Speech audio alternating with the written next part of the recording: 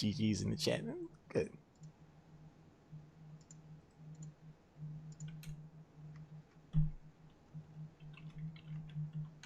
All right, got some people in the chair league chat already, so that's good. It's good. It's a good sign. Actually, I would give TireFirePyre, well, both of these teams a special thanks because originally their game was slated to start 20 minutes earlier. Kuma, thank you for the host. 22 viewers, welcome, welcome. Perfectly timed. You're about to see a really cool Pro Division best of 3. But like I was saying, this game was actually supposed to start at 8:20 Pacific, and I asked them if they could start 20 minutes later so I could cast Bedroom Donkey, and they were kind enough to oblige. So I really appreciate that.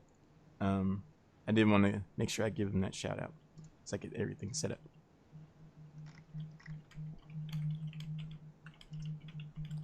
But yeah, thanks again for the host, Akuma. Welcome, viewers. We're about to see a really cool Pro Division set. I'm Lauren.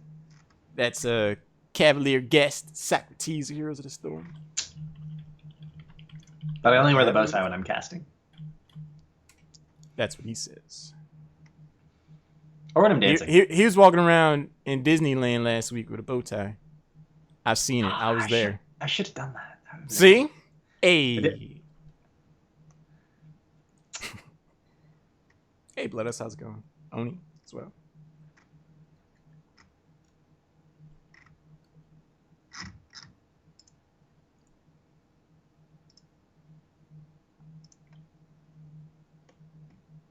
Looks like they picked Sky Temple. That's what's showing on the site. I asked him in the Chair League channel what Nat Blame game wanted to go. You know, see, I haven't really cast the Sky Temple in a while.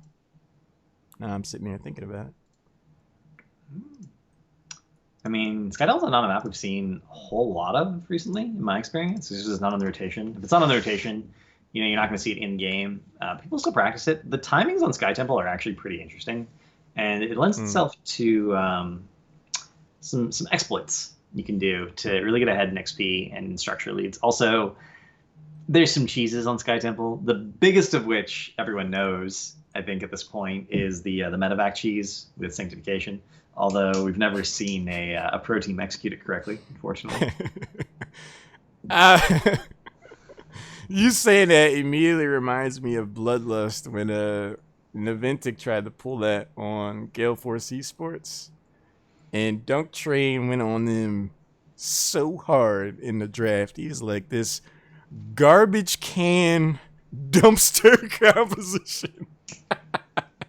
And then in the game itself, every time they would get in the medevac and try to go for the top keep, Solid Jake was like, here's another dumpster dive. And I was rolling, man. I was rolling. The funny thing is they almost won that game. It was really close. And there were some decisions they could have made in the draft that actually would have guaranteed that in the draft and in their talent choices that would have guaranteed that they won. But it's a pub of margins. It's a cheese of margins. You gotta execute it really well in order for it to work. And we haven't seen it yet in the pro scene. Maybe we'll practice it and execute it in our next Chair League games. People can see how it's supposed to be done. A5 DeLorean style. How's it going, Tykin? He says, well, if it isn't the top amateur casting duo, am I late? It is not over, good sir. Thanks for the compliment, by the way. You're actually right at the beginning. We've had two very exciting Chair League games so far, best of ones. And we're going to end the night on a Pro Division set, which will be a best of 3 between, as you can see, TireFirePyre and Blinky. So let's get some of these enterprising individuals into the lobby. All 5 members of the Blame game with unified avatar synergy, mind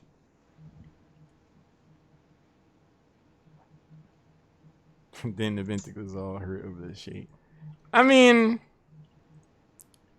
I think there was a reasonable argument to be upset about that. That was an uppercut. If QWERTY's here in the chat right now, that was an uppercut. Because the analyst desk, they had some pointed comments for the precursor and epilogue of that game. Sure. I tried I think one of the things that Lord Boo likes about you and me casting Cavalier is that I'm always like the good cop and you're the bad cop. Why not? I don't feel like I'm the bad cop. If someone makes a I mistake, think I just point it out. I mean, I well, all I know is there were no good cops that day. Oh God, no, no. That cast, that was they were competing to see who could be the worst. That was rough. That was rough all the way around. So I just posted the observer link, and yeah, I never heard someone call a comp a garbage can dumpster. I mean, it was funny. And then another thing that was hilarious after that game, the single-handedly, Kev, the most savage tweet I've ever seen in my life came from Crowan. He just said hashtag for turbo.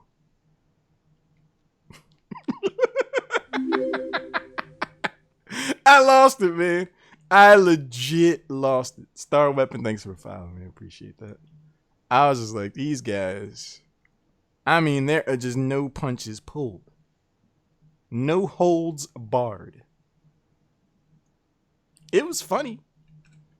But I could see the point that Navintic was trying to make. That was pretty severe.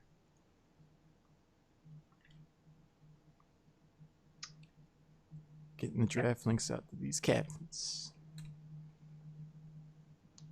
So he does his best to put numbers. I'm not a bad cop. The bad cop. Kappa.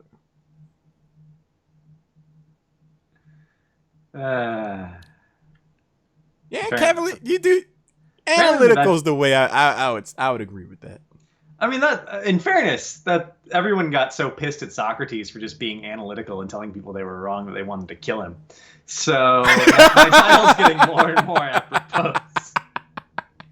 I didn't even know that. It was literally what it is, and that's it was beautiful. It was supposed to be a show of. It was supposed to be a humbling experience. They wouldn't actually want to kill him, but they wanted to put the fear of God into him and make him, be a little bit more, let's say, less judgmental. But then he continued to be so judgmental that not only did everyone actually want to kill him, the people who didn't want to kill him before started to want to kill him. He stuck to his guns. You may want to consider though. That's a history lesson for sure. I didn't even know that's what's funny. That's what's funny. I when I said that, I just knew Socrates was like one of the architects of logic and a really smart dude. I didn't know it was like that though. That's funny. Keith Stone, by the way, says I don't have the other caster added, but telling me did a great job with Steve's name. First one to get it right so far. I think that's Flibbity Gibbet. Flibbity Gibbet. See ya. If you can't say Flibbity Gibbet, you haven't seen enough Mary Poppins. That's fair. That's fair. I have not seen enough Mary Poppins. CO007. Thanks for the follow. Appreciate that. Make sure, if you're following me, make sure you're also following a Cavalier guest. He's a Socrates in more ways than one, perhaps. But you can find them on Twitch and Twitter at Cavalier Guest. Really cool dude. I always have fun casting with him. And we get to start another cast. We get to start a draft. Yeah. Pro Division, best 3 set. TireFirePyre, the home team, had first ban, first pick privileges and luxury. Sky Temple's the map. Not one that's in the rotation so far. So kind of blowing the dust off of this bad boy. I'm actually excited for this. We don't see this that often now. No, we don't. And we haven't seen it also since ETC's change very much, with stage dive being a much more predominant heroic. And this is one of the maps where we would occasionally see stage dive even before, just because of the global presence it allowed and the ability to dive onto the temples. So I'm almost certain we're going to see ETC picked up at some point during this draft from one of the teams. Either maybe banned, but definitely should be picked up. Kerrigan banned out, however, denying the engage. Awkward ban, in my opinion. Kerrigan is good at the bottom temple in particular. And if you win the bottom temple, you actually win 65% of the time. Something. There's some crazy number. It's like 65, I think, to 70% of the time. If you win the bottom temple, you just win the game. And because Kerrigan's so good on that bottom temple fight, securing it is actually a huge factor. But they banned it out. Falstead banned out, denying the global. And that means Zarya and Malfurion both available.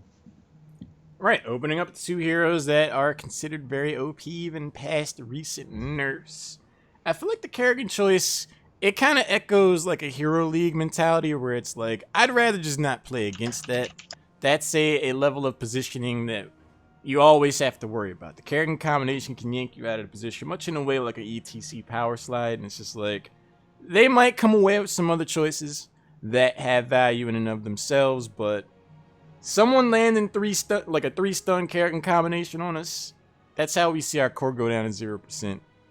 I don't want to deal with that. And I also want to get one of these OP heroes, so they pick up Malfurion. You do. And Thrall picked up? Interesting decision to pick up Thrall this early.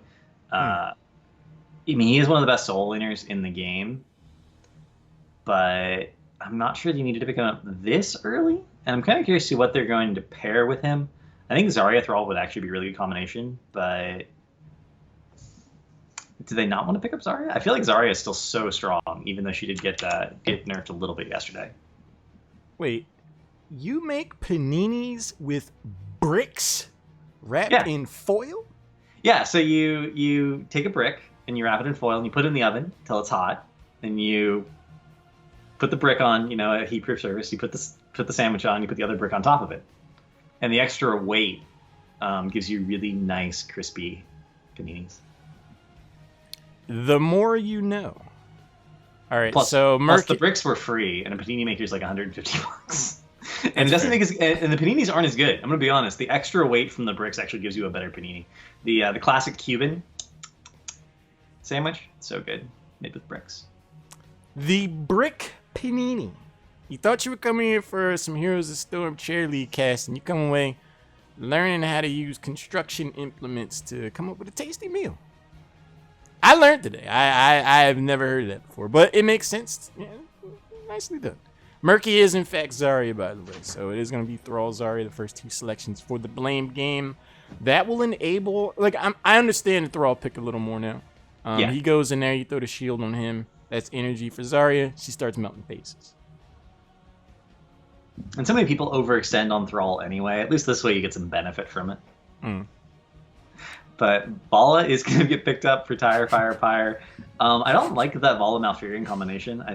Without a burst heal, it's very difficult to save Vala if she gets caught out at all. So I'm kind of hoping actually to see a Tastar pickup later on in the draft. I'd like the Murden pickup here. Murden Malfurion is just a really good gank squad. Tychus says stop with your panini talk. He's starting to get a little hungry. That's why I stick around. Vala Murden, I would agree with you. You and I were talking about this earlier. Where Vala, in a solo support kind of capacity, could potentially be a liability in how squishy she is if she's caught out of position. We saw a little bit of that in the last game, actually. I agree. I would like to see either a double support or double warrior composition. When you're looking at Zarya picked up this early, you're almost guaranteed to see another warrior. So I wonder if TireFirePyre is going to try to even that out. And we do see Tychus banned out. I'm surprised to see Tychus banned, actually. Blame Game hasn't picked up any heroes that are vulnerable to Tychus yet. And Murden is vulnerable to Tychus, so I don't entirely understand that. I think TireFirePyre has an interesting decision here. There's nothing been really revealed, right? I think that whatever they're planning for the last two picks, they should ask themselves which support counters it best and ban that out. So if they want to go for some sort of, and they do end up banning the Ariel because Lunara is still on the table. I really like that decision quite a bit. Well, my theories are this, Cavalier. We're either looking at a double warrior composition, which was pretty standard when you consider Zarya getting picked up, or we're looking at a Cho'Gall game. And that's why you ban out Tychus. I mean, as wild as it might be, the Tychus Ariel bans, that feels like a Cho'Gall to me. I mean, old Team Blaze said it played Cho'Gall more than any other pro team ever, and they said Cho'Gall's viable on every map, but Sky Temple's so big. I think it's the map you'd least want to do it on. They do end up picking up Bleeding. Okay, so no Cho'Gall. I want to understand the Tychus ban. I want to see what it is that they thought. I mean, Tychus is good against Zarya. Tychus might actually be the best individual pick against Zarya because you can just chunk her out so incredibly quickly, and she has no mobility. So if anyone's there to lock her down and help you, kill her, she just dies. It's very difficult to save her. But ETC picked up. Okay, yeah, I'm happy now. That's a triple frontline.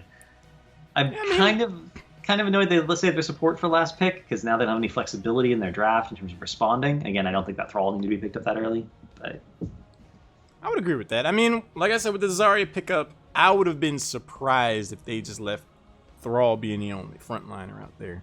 So Tigers was going to get value. Pretty much any giant killer was going to get value one way or the other. I agree, though. Saving, well, they're kind of in a weird spot because they need to get a support. They need to get a tank. I don't think ETC was going to get picked up. But one way or the other, Blame Game have put themselves in a corner where they do not have any back-end flexibility in their composition. Indeed. And I really want to see TireFirePyre pick up Tassadar. I think Tassadar is a necessary pickup to make sure that Vala is super, super safe and can pump out all of that damage that she's capable of, assuming she can, be on top of people. They go for the Tyrande. That's not bad. They have a really good CC chain now. It gives them another cancel for Mosh Pit. But again, I don't think we're going to see Mosh Pit. I think we're 100% going to see Stage Dive. But I really would have preferred to see Tassadar there. I like Tyrande. It answers the concerns that you have about Vala being a squishy hero and having a double support, but it also further enables Vala because Hunter's Mark and added 25% on the numbers Vala does on her own. Watch out. Oh, okay. Now I like Tyrande a whole lot more. I wasn't a fan of Tyrande before, but Butcher Tyrande Muradin is one of the most dumb compositions in the entire game. It's legit good. Tyler's just cracking up over here. Someone explain why that's really good. If you have Muradin jump in on top of someone and body block them, and then you have Butcher charge in, Tyrande with the follow-up stun, that person's CC'd for like a good 3 seconds, taking 25% additional damage against a hero that literally will not die, and another hero that as much damage you put on him, he can just leave and regen to full health instantaneously as soon as he's out of sight for like 6 seconds. Brightwing gets picked up. And if they were planning on going Butcher, I kind of wish they'd banned out Brightwing. I don't think it would have given too much away. Because Emerald Wind Poly is going to be like the lifeline for Blame Game. Yeah, I mean, the best thing that Blame Game could have done was go for Brightwing. But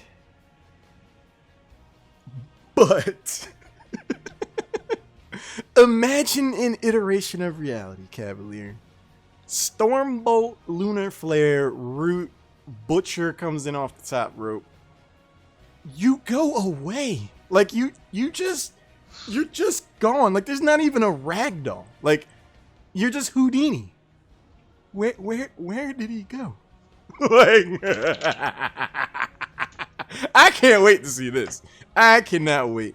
Both of these teams are solid. Both of these teams are good players. But when you see the kind of aggression on the order of Vala, Tyrande, Butcher with the lockdown of Muradin and Malfurion. Speaking of my heart, TireFirePyre, I'm glad y'all waited the extra 20 minutes. Because I wanted to see this for sure. You got to rise out of me. I can tell you that one. Confirmed. Snack says Halloran literally can't deal.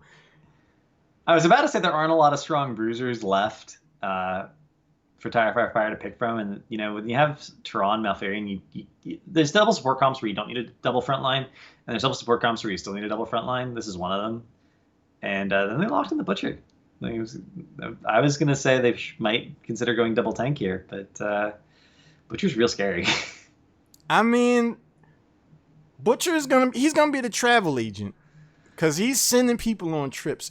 Like, he hides in the bush. Any sort of engage at all, you get CC'd. If you see stunned or rooted above your name, pray. Pray, because it's not over. It's not over. Like, you get stuck at all, it's point click easy. And even outside of team fights, you can have, Vala has wave clear, Malfurion can have wave clear with Moonburn at level 1, Murden has not wave clear, but he can handle a lane on his own. You have Butcher Tyrande roaming the map on a map where everyone's forced to be spread out because it is 3 lanes. You can't rotate as a group. Anyone who gets caught by the Tyrande Butcher combo should just die. Butcher's a lot weaker early game than he was, but he's still good enough with Hunter's Mark. We're about to find out, man. And as evidenced by my uncontrollable laughing fit, we're about to get this started. I'm excited. On the left side, we're going to have TireFirePyre, Frosty Knees on Vala, the Big Roosters on Butcher, Romeo Zulu's playing Malfurion Raylu's on Murden, and I Hate Gods on Tyrande. On the right side for Blame Game, we have Agony on Brightwing, Aardvark Man on Liming, Narthir on Zarya, Turtle Tosser on ETC, and Drunk Dwarf on Thrall. I can't wait to see this, man. Vision is claimed by Turtle Tosser. Raylu shows up by his onesie. Dares to show his face on the Unicorn Mount. Narthir throws out the grenade, see if he can find anything. But the rest of the members of TireFirePyre are here. Could get interesting. You actually see Perfect Storm, and again, Shando's Clarity picked up. That's not a good talent. It's just not. Malfurion needs to be able to solo a lane if necessary, considering how big this map is, and and the fact that Tyrande Butcher want to be roaming together as a gang squad. And we also see Monster Hunter picked up. This is not like a PvE map. This is a PvE talent. I'm very surprised to see that, considering Vala's primary issue is always going to be mana, and Hot Pursuit solves it pretty much 100%. Engage in the bot lane. Counter aggression could be here. The Big Rooster and Romeo Zulu are able to get back. I think it's interesting that the Big Rooster on Butcher is just seemingly committed to the bot lane.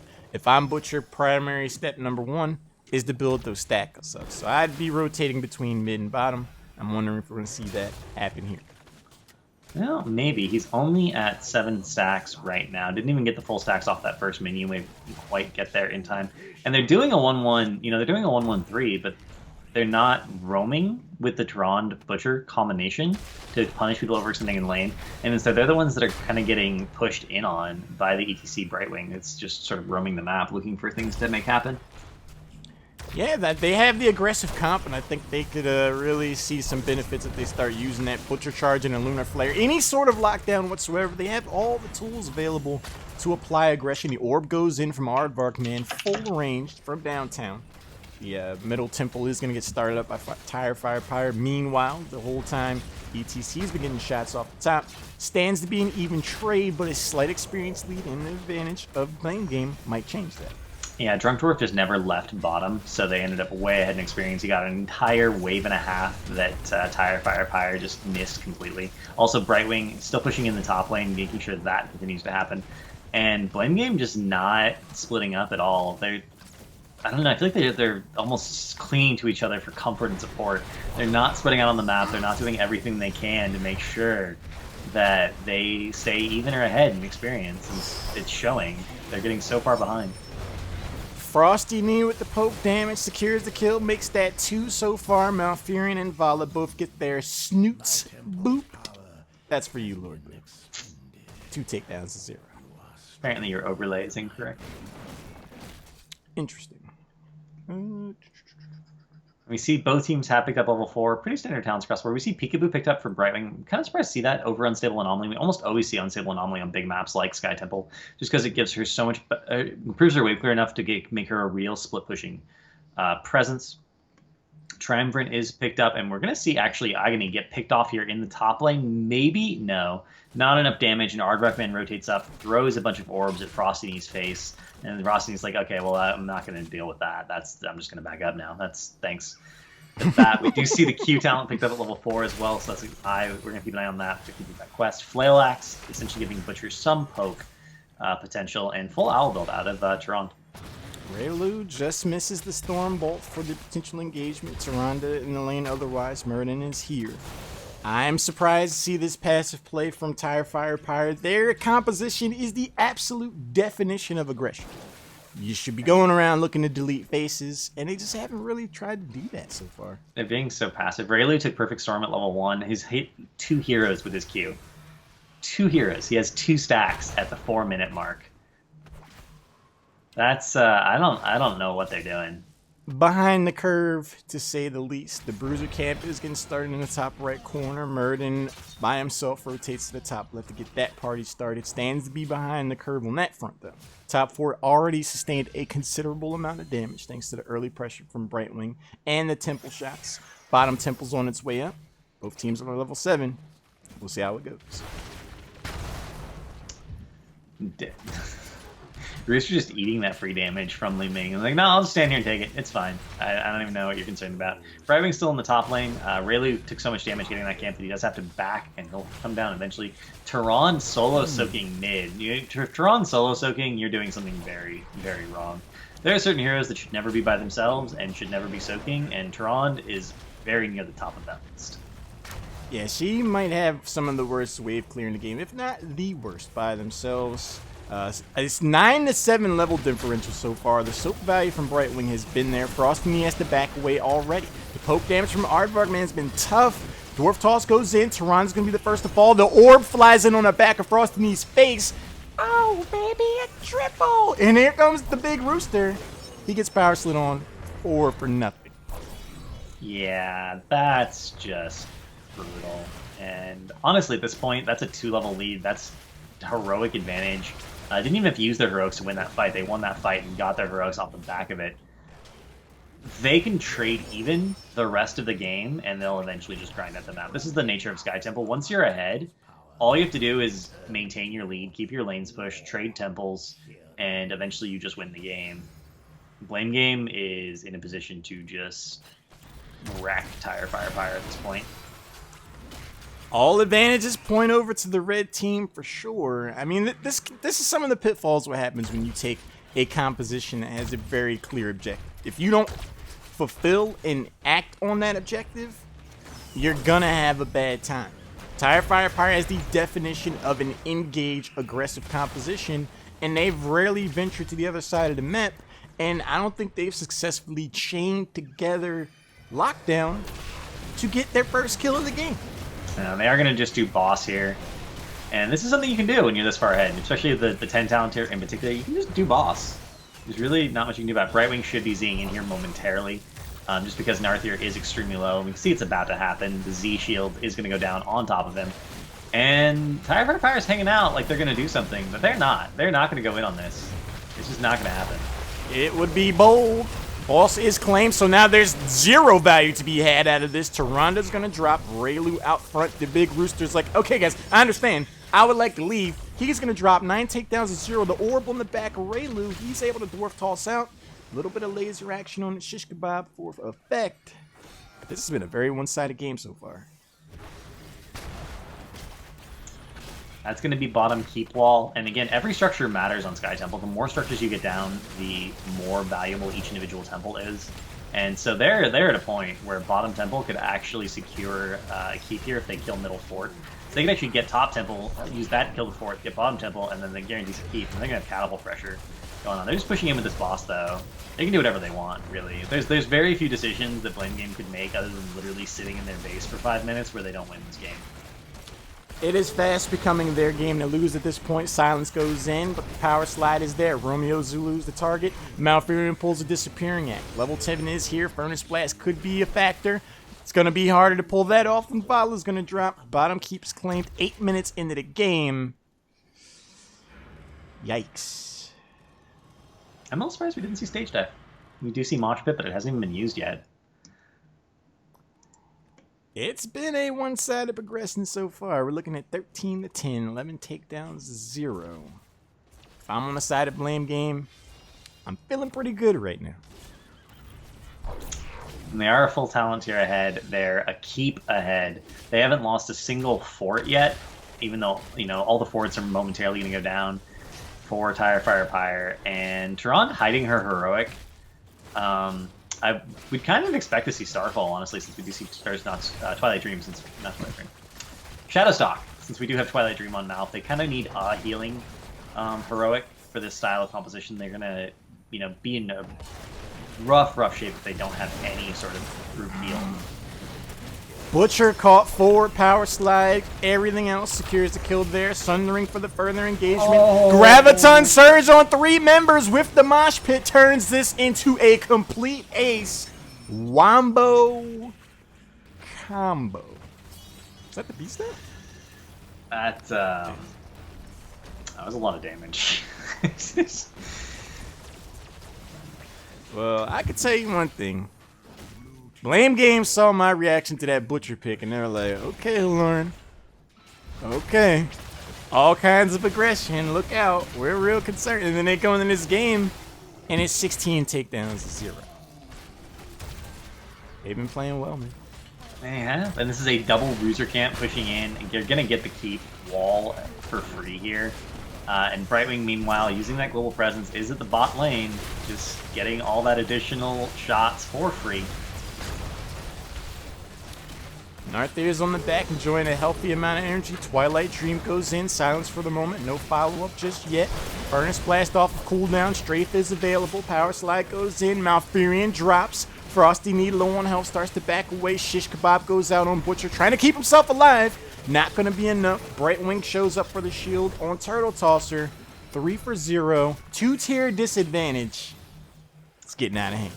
Yeah, I think that the best thing TireFirePyre can say about that fight is they got everyone low enough that they probably won't be able to end. They're going to have to get the keep for free and then back off. I don't know. I mean, Brightwing's starting to patch people up. Turtle Toss is really the only one that's low at this point. Death timers are short enough, though. Keep in mind, we don't normally see 2 keeps in jeopardy this early in the game. It's still under 11 minutes, so the death timers aren't there just yet. Yeah, see, the death timers are short enough that they didn't end up getting the keep. So that's the best thing that TireFirePyre can say, is they did enough damage where Blame Game had to back off rather than getting 3 additional keeps. Nikita with the uppercut in the chat. Holy crap. Damn. Look at chat when you get him on the Cavalier. That's tough. That's tough. I saw it. Pressure applied in the mid lane. Power slide goes in. Stun. Butcher the target. Disintegrate doing a ton of damage. 300 health. Malfurion is going to keep him alive. Strafe trying to force back the disengage. Being this far down on the Butcher, it's going to be tough. I'm looking at his stacks. He's got 90. That's actually more than I thought he'd have. I mean, he was doing a pretty good job of solo soaking it earlier. And he died like 3 or 4 times, and he did take Abattoir at 1, so he's only lost 15, 20 meat. He's lost 20 meat total all game, so he wouldn't even be done if he hadn't died at all. Actually, he probably would have been done if he hadn't died at all, because he would have gotten some extra waves. But he's doing a good job. But they're not gonna win this game. There's just nothing they can do to come back from this. And another boss call. When you're up 3-4 levels, now 3, and a tier advantage, why not? I mean, if this boss is picked up, it is effectively the game, and I don't see how it's going to be anything else. But I still stand by the idea that this Wombo engage from TireFirePyre, if it was played to its maximum value, could have made this a very different game, but we are going to see the front line drop. Malfurion disintegrates. He pulls a disappearing act. Emerald Wind is going to try to save. Oh, the root goes in. It's around the target. This has been rough, man. Oh! Oh, man. That's another ace. And they're just gonna end. They're just gonna end the game. Boss on core, full health boss directly on the core. One siege giant getting a little distracted, trying to BM, make sure they get all the buildings down. But they're not gonna do that. They're just like gonna end the game. And this is the problem with Bala. She's just incredibly fragile. One of the reasons, I mean, and you can have double support for her. But there's a difference between being able to heal someone up and having such a small health pool that you just get erased by a Li Ming combo. And Tassadar solves the latter problem by giving you shields, which basically give you a bigger health pool. Double support can only heal damage that's already been done outside of Tassadar. So it's a little bit different. And that was a very one-sided game. Yeah, it was. TireFirePyre would go on to fall in game 1 of this best of 3. Back to the drawing board, because that did not work out. They did not get a single takedown with one of the more aggressive compositions one would stand to see. They're going to have to revise the old strategy, stir things up a little bit. They're going to try to force out a game 3 for sure. They can do it, though. They can do it. Let me reach out to these guys and see what map would you guys like to go to.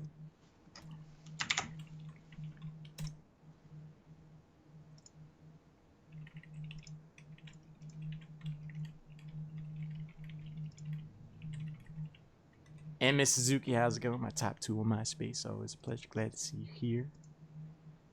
Hello.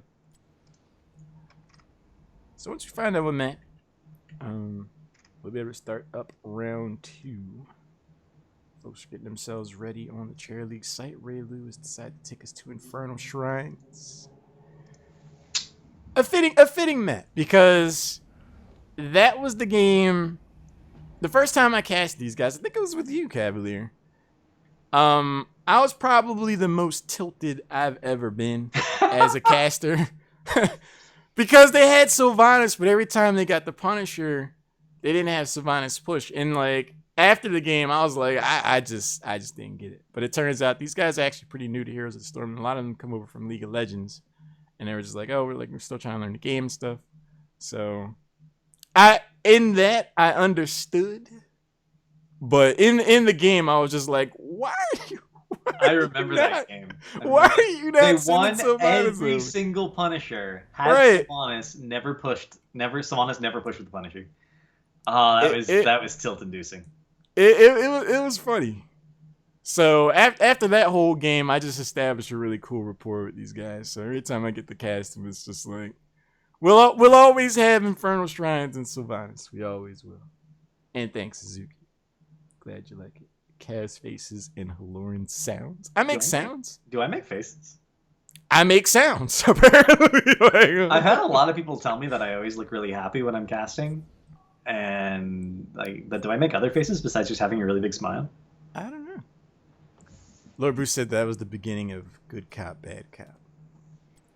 I think we've been doing that for a while, though. If one of us is the good cop, it's me.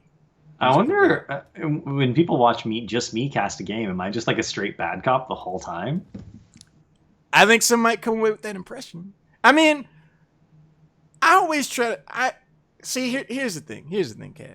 I'm not Socrates. I'm not the smartest guy that I know that plays Heroes of the Storm. So whenever I see something, when I see a decision, I'm like, on the surface, that doesn't seem...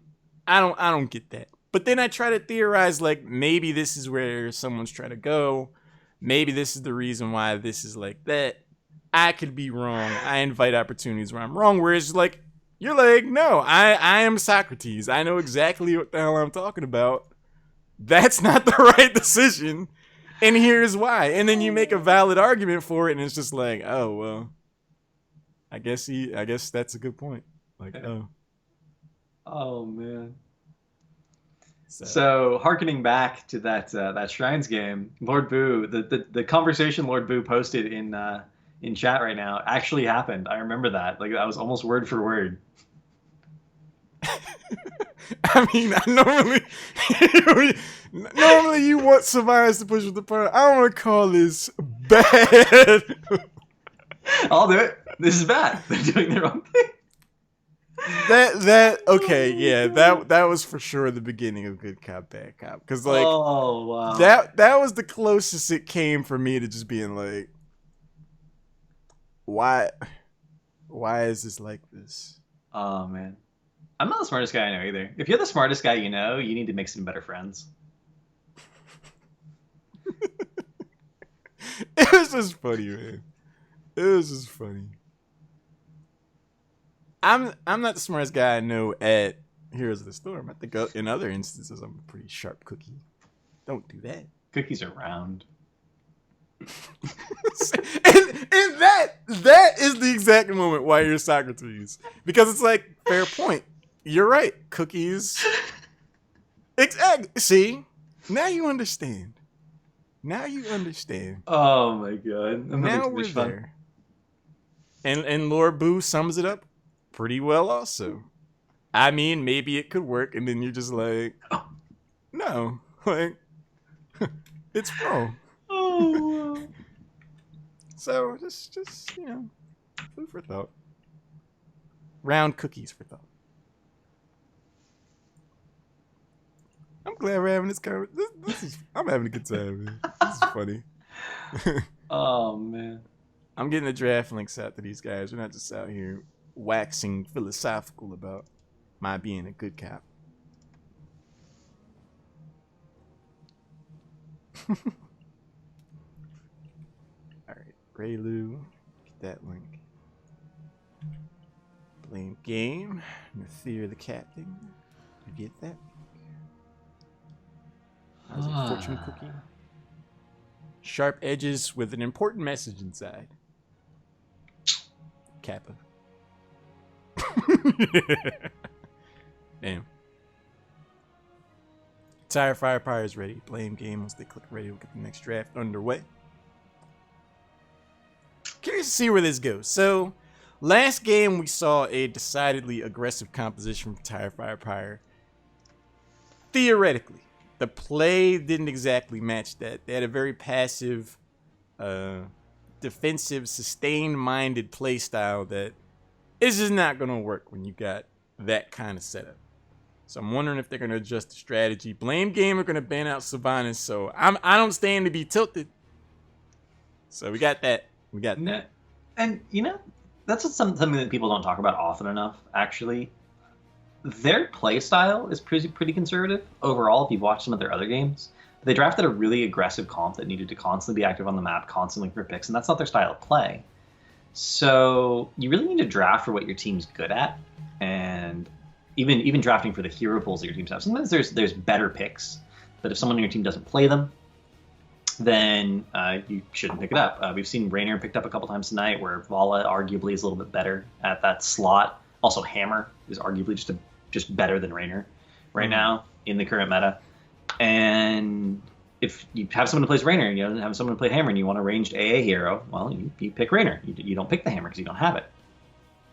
That's an option. That applies right up to the pro level. We even saw Tempo Storm when Falstad was dominant in the meta. They picked Vala over Falstad. And in the post-game interview, they asked him, well, why'd you do that? And I was like, well, we don't have a Falstad player. He's practicing him, but he's not at a level where he's comfortable playing him in a professional game. So we picked Vala instead, and they won. It was Tempo Storm versus Enemy Black on Infernal Shrines. They won with the Vala pick. And Zarya gets picked up. That Murky is not a Murky. It is a Zarya. But I think even chair league teams, if pros feel that way about respecting hero pools and respecting their comfort, what style of comps that they're good with, then amateur players shouldn't, deviate from that either. They should decide the style of play they're comfortable with and focus around drafting for that, even if it means limiting your options a little bit. Yeah, it's definitely something to be said. Comfort picks over meta conscious picks generally win the day. I would point out, I feel bad for Murky, man. The closest he's gonna come to competitive play is as long as Zarya is not on top drafter, because as he sits right now, I just don't see him being effective. So Zarya is gonna be the first pick.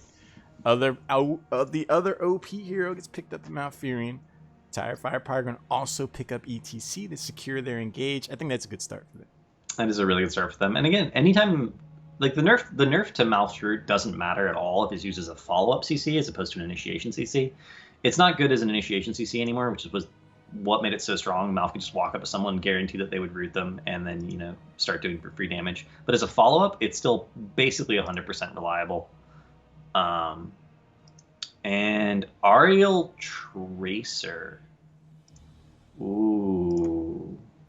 I just made the Obama not bad face over these two picks. It's interesting. Shields make Tracer so good. One of the reasons we see Tassadar Tracer paired up so frequently is because it makes Tracer so good. And we have another shield now. We have Zarya. And the difference between Zarya and Tassadar is that Zarya, if played properly, can kick out a considerable amount of damage. So Tracer's still going to enjoy the benefits of having that shield, so she can be all the more annoying. But then you're going to have Tracer's damage on top of Zarya to consider with Ariel, who's going to be passing the Burger King crown around. That's a really good start to your comp. We have another shield hero that could be slotted into this comp as well. We could see Tyrael. Yeah. We could see the Judgment into Tracer Bomb onto Malfurion, and until he has Ice Block, there's nothing he can really do about it. And We'll see. remember if he remembers to take Ice Block. I think with this kind of aggression that Blame Game has at level 13, Malfurion might feel his life is in danger enough to where Ice Block might be a requirement. I'm curious to understand the reasoning behind the Zeratul ban. I guess they don't want that all access pass to the back line, but I just don't see it. The only time we've seen Zeratul recently in high level play is using Void Prison to negate Sank. But I don't think TireFirePyre is going to go Tyrael and DTC, right? That's not a thing that's going to happen. So I don't understand why they're essentially banning Void Prison. Anytime you're banning Zeratul, you're really banning Void Prison. I don't understand the decision making there. Tygus gets banned out, which, I mean, Tygus again is a good counter to Zarya, but it's not sure it's worth a ban. The Medivh pickup adds a little more context, I feel. It would be rough if you use a portal to secure your escape and then Zeratul teleports after you and he's like, well, wait, before you go.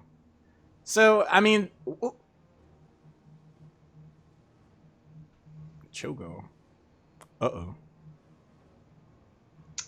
Okay. Interesting. I know Miss Suzuki in the chat. Well, the thrilled Tygus ban makes sense now. Yeah, for sure.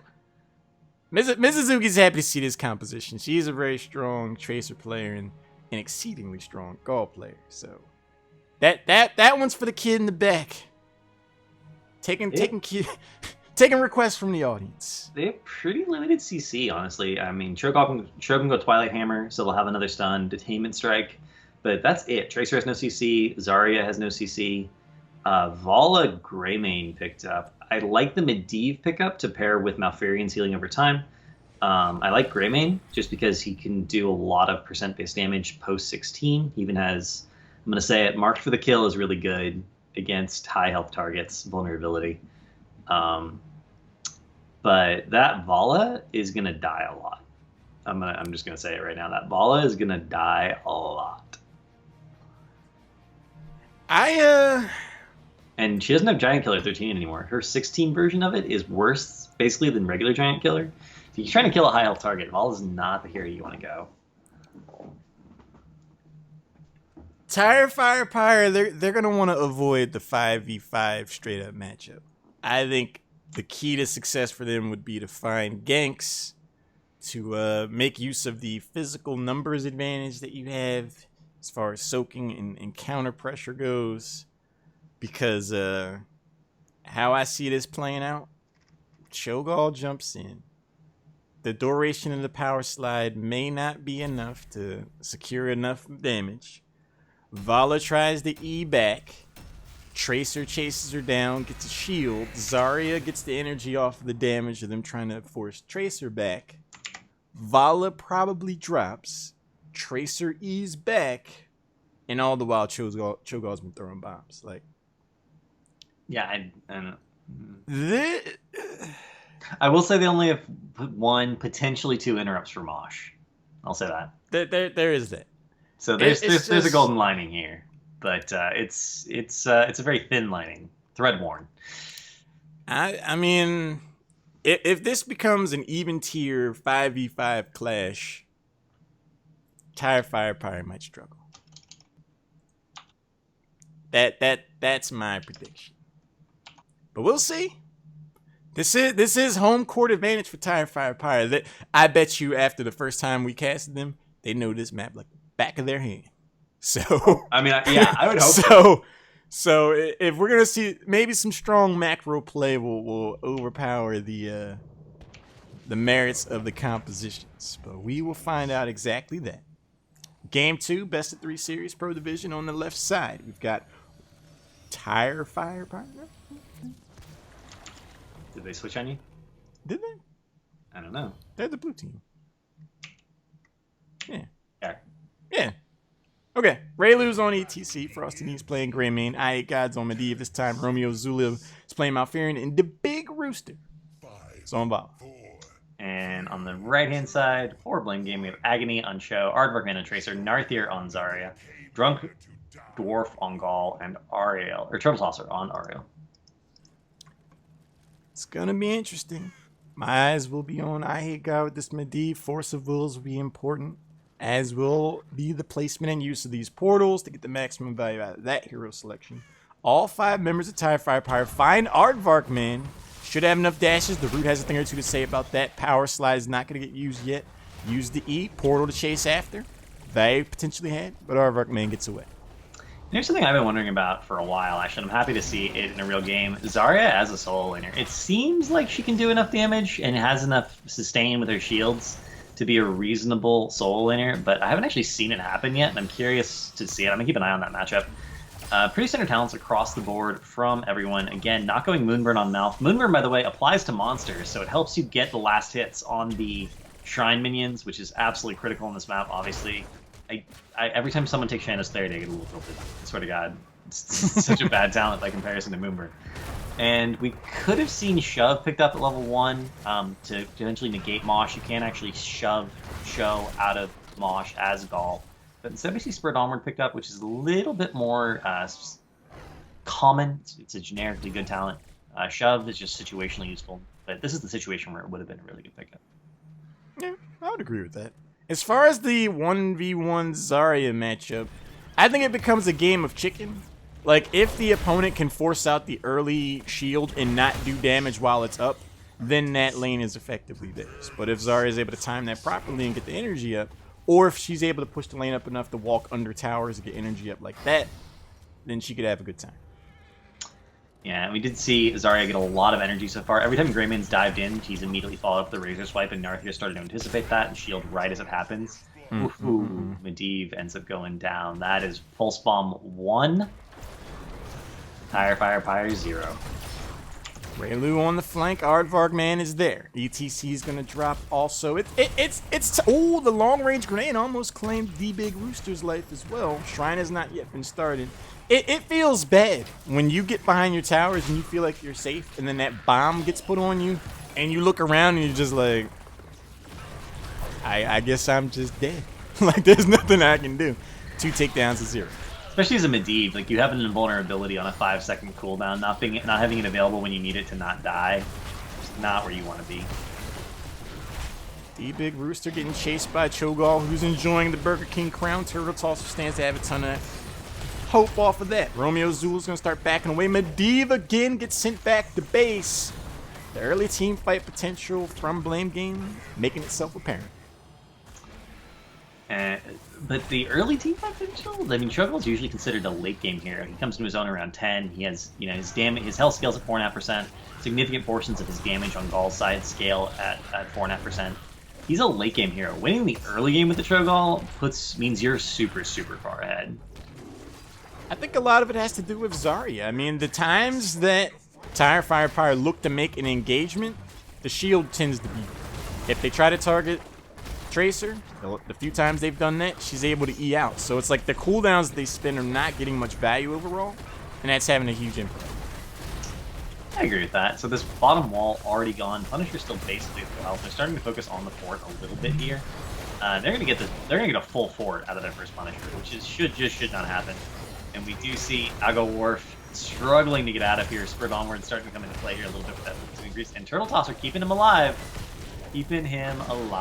Might go down himself though. That's worth it. Losing one person and not losing the Cho'Gall, totally. But no, they're all gonna live. They're all gonna live. Oh my god.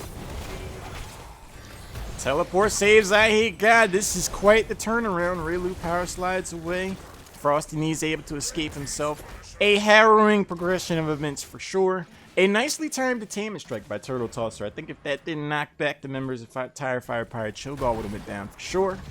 But that's not a good sign either. If you're not able to close out those kills with heroes like Vala and Greymane in your employ, along with Engage like ETC, you're right. Cho'Gall's a late game hero.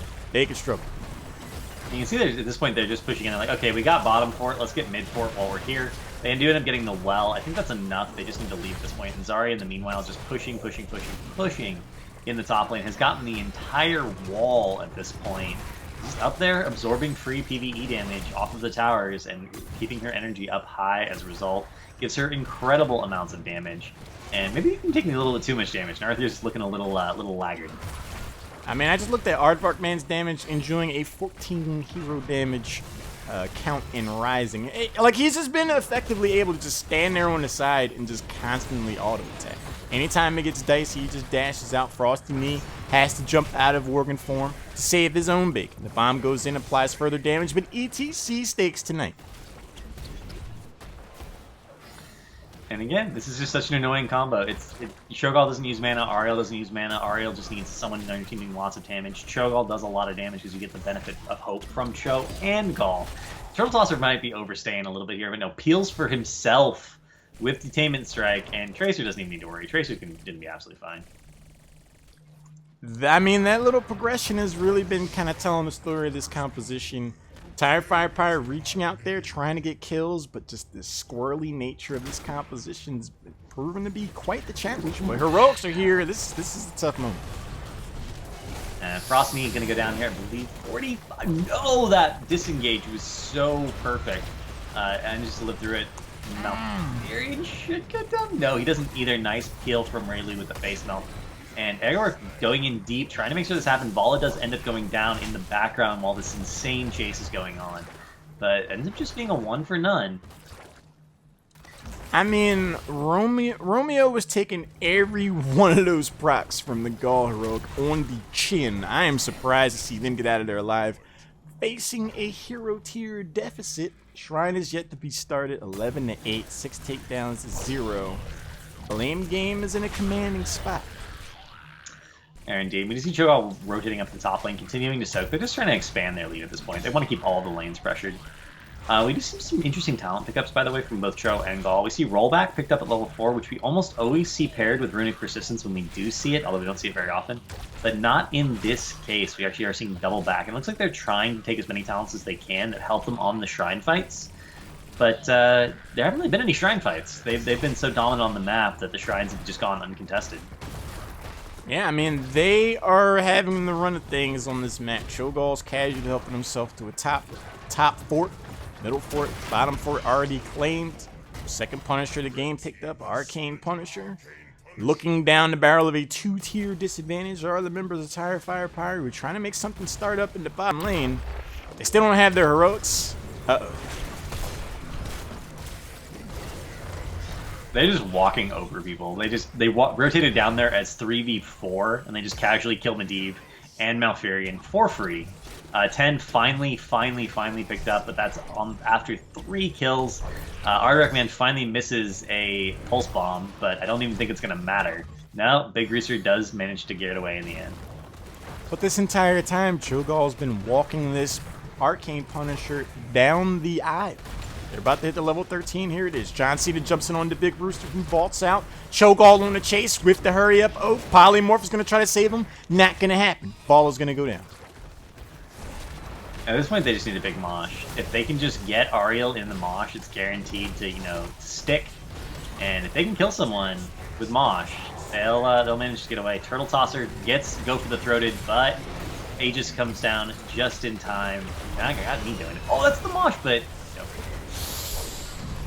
lands the 2-person mosh, ends up ET's face going down. Malfurion's gonna drop. Greymane not too far behind, and Blame Game's like, well, we got a few more kills.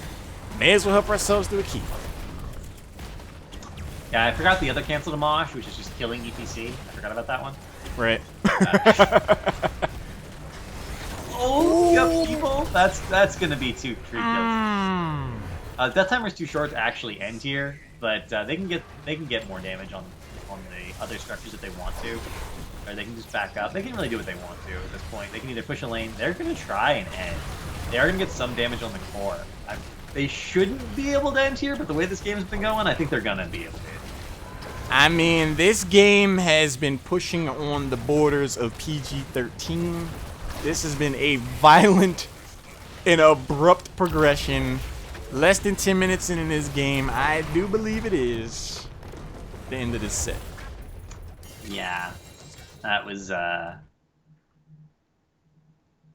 devastating. There's no other word for it. I mean, there's some other words for it, but they're not stream acceptable. So we're gonna stick with devastating. Oh boy.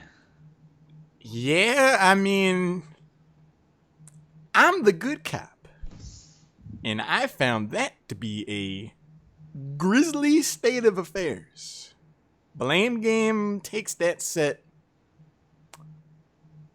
flexing and everything else. It just, that's a tough couple of games, man. I don't even know how else to put it. That was tough. And yeah, it's interesting to see because we've seen some talent choices picked up by Blame Game that are kind of questionable that you'd expect for people who are not familiar with the game, which makes sense because they're not familiar with the game. They just came over from League of Legends not too long ago. They're kind of figuring out things on their own. But you can see mechanics matter in Heroes of the Storm. Judgment, decision-making are really important. And if you have that background of having a lot of MOBA experience so you can make those good decisions, you can pick awkward talents. You can pick things that maybe aren't optimal for the situation and still come out so far ahead versus even very experienced players who are sort of picking all the right things. Although ball is questionable versus Cherville, just across the board. Just don't do it. She's too fragile. She's just way too fragile. And their decision-making carried them through. They just won the game off of really good decision-making in both cases. Yeah, I mean, I've seen Blame Game in action before. They're a very strong team. I'm thinking what TireFirePyre could have done differently there, and I think there are different ways to approach the draft. When you look at Tracer, that is going to be a very annoying hero for the composition that TireFirePyre has. Like, as far as real lockdown, there's just ETC's power slide, the route to follow up after, but she's gonna escape pretty much all the time, at least before heroics. Like, if power slide led into go for the throat or something like that, then yeah, you're probably gonna blow Tracer up. Then there's Crystal Ages to consider, and it's like all the time you commit to trying to take Tracer down, you gotta eat through Zarya's shield, so that's pretty much gonna be free energy for Zarya. So she does a ton of damage. Cho'Gall is a thing. It just felt like they needed more lockdown. Like, either Vala or Greymane. I don't think they needed both of those, because those are heroes that do numbers, but they don't offer much in the way of engage or like, you know, setting up kills like that. Yeah, I agree. So one or the other of those, perhaps another bruiser, maybe a Leoric or something like that. I mean, the Leoric would have been really good. Leoric, Tychus, and Karazim are basically the three best ways of dealing with Cho'Gall. Leoric's can be a little rough because Cho'Gall can actually just kill Leoric even through the drain. But Entomb, invalidates Molten Block, and then you have a lot of potential for engaging on him. Oh, we didn't even see Molten Block picked up. That's how far ahead they were. They're like, nah, we don't actually need Molten Block. We can just take Surge of Stamina. Yeah, it just... The first game, TireFirePyre, I felt had a really strong combination or composition, as evidenced by my reaction. But it just wasn't played to the effect that it could have. They could have played that game much more aggressively. I feel like they could have had Tyrande and Butcher rotate around and more or less gotten free kills. Because it's just like, there's no cleanse at that level. There wasn't much in the way of escape or mobility on the side of Blame Game that game. So it's just like, Butcher charges in, Lunar Flare to follow up, Hunter's Mark, that person's gone. Like, you just get a kill. That's more or less for free. So they didn't really do that. No, they just needed some solution to the Cho'Gall. I think Vala's a very questionable pickup. Again, I said it during the draft. They could have even picked up my mind blanked on me. Raynor. They could have even picked up Raynor. Raynor's actually a reasonable way of dealing with Cho'Gall. Giant Killer plus Inspire. They could have picked up a Nubarak maybe for web wrap so that they can force a 5v3 with heroics and maybe get a pick on someone else. Yeah. And it was real. I mean, it was real early enough, I think, that there was a better option than Vala. Because I'm trying to think. Blame Game, they were first pick, right, this time? Yeah. Because TireFirePyre picked Infernal Shrines.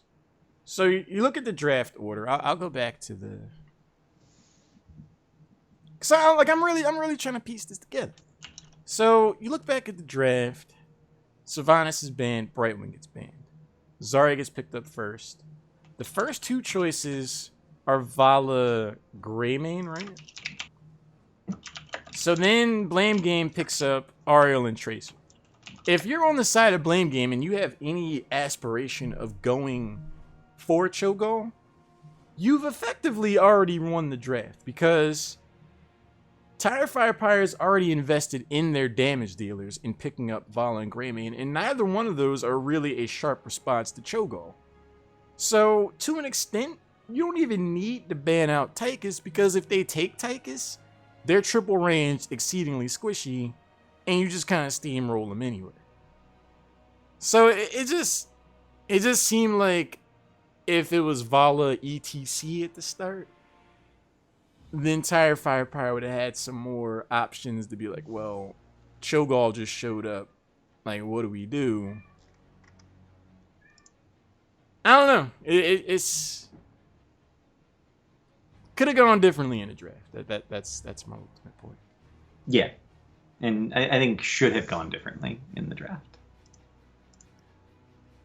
Malf ETC were the first picks? Yeah, Malf ETC were the first picks. Okay. That changed. Okay.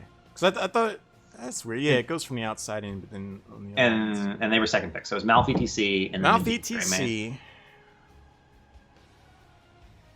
So they come out of the second ban phase, Medivh Greymane, and then Cho'Gall shows up, and they're just like, oh. Yeah, I in that case, then I feel like Leoric probably would have been their best bet as the fifth pick. It would have been better than Vala in this situation. And Leoric gives you multiple things. He gives you Entomb, which means that you can force block out. And if block's not available and you get the Entomb, you suddenly have a shooting gallery for all of your high damage abilities. Root is a really good follow-up. Actually, Malfurion's just a good follow-up to Molten Block because you can put it underneath the block and pretty much guarantee that it's going to land.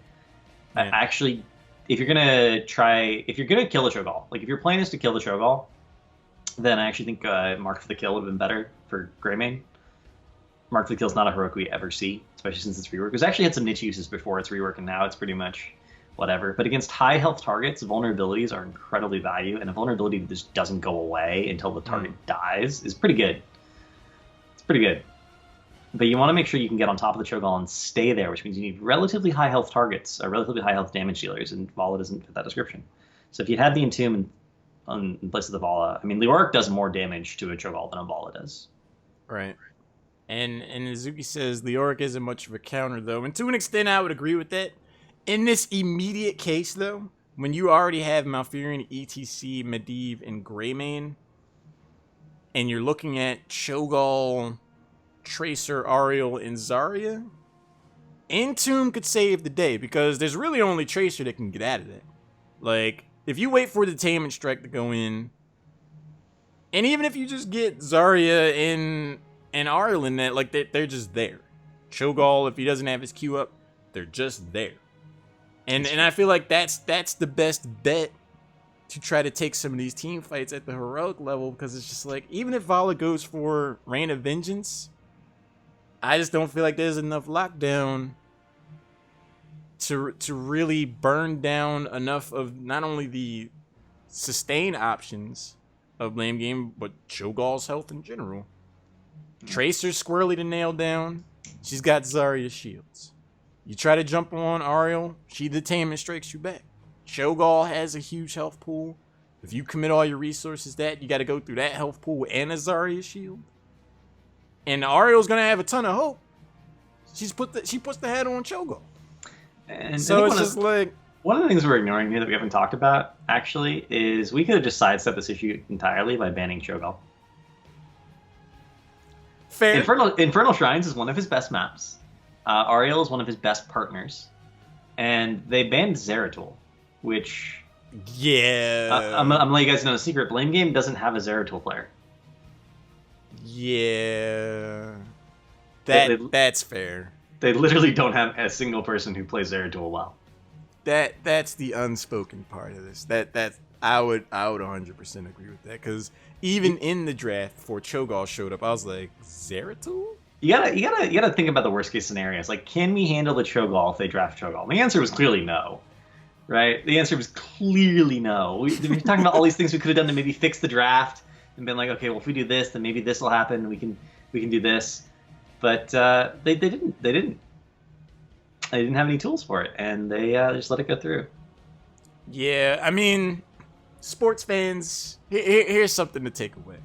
If you see Ariel show up in a draft before the second ban phase, these are heroes you're immediately concerned about. Cho'Gall, Lunara, and these days to a lesser extent Brightwing, because if those synergies come on board in any capacity, you're gonna have a tough time.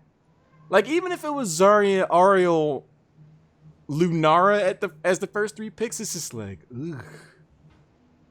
Oh no, like, this could get rough. So, I don't know. Yeah, I agree with you.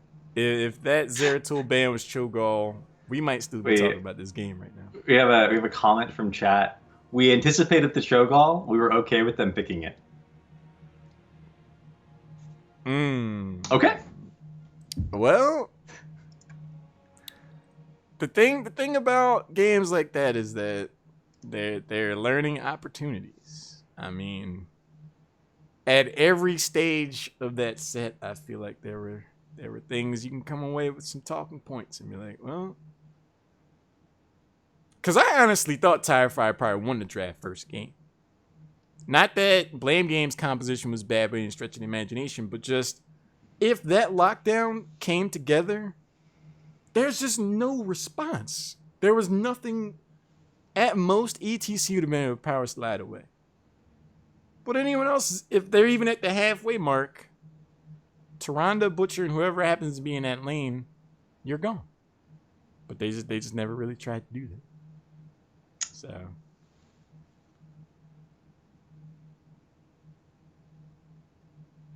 I think that'll be it for us tonight. That was the last cast, right? yeah, that was all considered a late start. It's already almost 1 o'clock over here on the East Coast. You should get some sleep, man.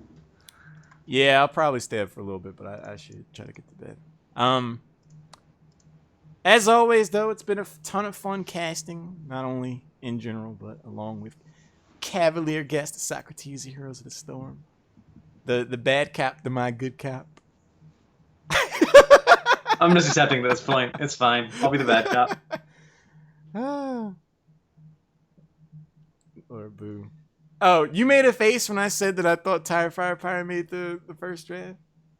I mean, so now the truth comes out. I don't know. mean, that's all right. That draft was pretty close. I'm fine with disagreeing. I mean, it's hard to say that the one team won that draft. It's a pretty weird draft, in my estimation, and at least in the order things were picked. I think it ended up being pretty even. But if anything, I would strongly contend that TireFirePyre won the early game of the draft from a draft standpoint. I was okay with Tyrande Butcher, and I would have been okay with Tastar Vala, but I wasn't okay with Vala Tyrande Butcher. Oh, I was. I mean, I wasn't okay with it. For the record, I went and looked at this today. I was curious. Actually, there was a Reddit thread asking a question: are pros overvaluing Vala? I went and looked at the actual stats, and Vala's stats, A, aren't very good in professional play, and B, she pretty much only wins games with double support if one of the supports is a Tassadar, or double to triple frontline if that frontline is double warrior. Like Zul plus another warrior is usually a pretty good frontline. Not for a Vala. Vala will lose those games. So if those stats are consistent and that's like the trend, and you have to draft Vala with a Tassadar or with a double warrior comp, then, and that's at the professional level of play, right? And I think that Vala doesn't have damage to justify the damage you're losing by being forced into that kind of style of drafting. But all the games where she hasn't had that support, she's lost. and I think that she deserves a little bit more respect in terms of draft. It deserves a little more respect for just how fragile she is when you draft her. I would agree with that. I mean, in general, I feel like there needs to be jazz hands to some extent. The Catajo, thanks for the follow, appreciate that. Like, you can't, if you're gonna pick Vala, there has to be some other kind of distraction, because it's like you need to have Double Warrior throwing people around, causing a ruckus, and then Vala's just casually in the back curling the evil mustache. But if you've drafted a composition where it's just like, oh, we should just go on Vala, like that's not good. You need to have some mitigation to allow her to press buttons. But I mean, one thing that's cool about this Cav. So the game has been over for a minute now. We had about 70 viewers throughout that set, which is really cool. We've still been talking about this game for so long, and we're still over 60 viewers. So people just hanging out, like just enjoying the discussion. That's what I like. That's what I like. Makes me miss Meta of the Storm, to be honest. Did you stop doing Meta of the Storm? Yeah. Oh, why? I mean, there's only so much time in the day, man. There's only so many things I could work on, and it just felt like I wasn't gonna be able to do it justice. Like, if I was gonna do it, I would like really put time into it, and I was just like, I just can't really do that right now. So it might come back, but never know. I understand that. I'm actually considering stopping my regular streams to work on other stuff and only stream like casts or maybe start a show. I already kind of do a show on Thursdays for replay analysis, but considering changing it up a little bit and focusing on more guide work. I actually had an idea today for my stream that I got huge endorsements for, which was I'm going to see if I can do it the way I want to do it, but I'm going to try to start a video series where we pick a hero and then we download some, professional replays of someone playing that hero. We just follow them around and explain why they're making the decisions they are. That'd be cool. So we have like Kyocha on Tassadar, follow him around, explain why he's making decisions he uses Tassadar. So you can kind of see how the hero should be played and then take away from that what you can. Rich on Thrall was the other example. Rich on Alarak, Dami on Kerrigan, stuff like that. Yeah, that'd be cool. I really, let me know when you start that up. That'd be fun.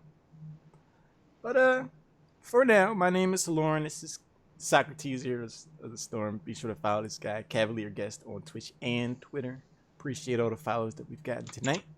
Hope to see you guys again soon. But for now, it's enough chair league action that's all the chair league action we have for the evening. Hope to see you guys again soon. Have a good night. Have a good night, chat.